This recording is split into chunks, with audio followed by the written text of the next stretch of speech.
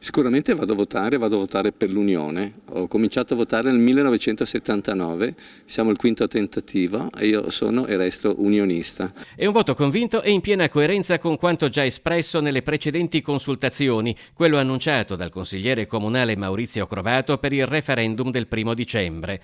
Nel rispetto delle esigenze locali, amministrativamente oggi si guarda alle grandi dimensioni, spiega Crovato, e nel caso di Venezia una città metropolitana effettiva con quasi 500.000 di abitanti diventerebbe una delle maggiori realtà italiane. Viceversa, la formazione di 2 comuni aprirebbe varie questioni. E il territorio come viene diviso?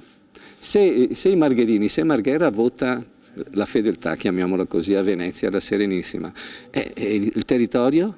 Loro vengono nei semestrini che non vogliono, e se quelli di Favaro sono contrari, lo stesso. Per cui già la disquisizione sulla separazione territoriale crea un vespaio inimmaginabile a chi appartiene al porto, a chi appartiene l'aeroporto, la gronda lagunare, queste isole di chi sono, non è più finita. Secondo Crovato e in base alle esperienze passate c'è una categoria che potrebbe giovarsi dalla separazione di Venezia e Mestre, gli avvocati. Ricordo nel 99, quando si parlava della divisione Cavallino, votarono solo gli abitanti di Cavallino, dopo 20 anni ci sono dei contenziosi, e le 2 farmacie, e chi paga questo, e le corse extraurbane, e ci sono 40 milioni contenzioso col Comune di Venezia.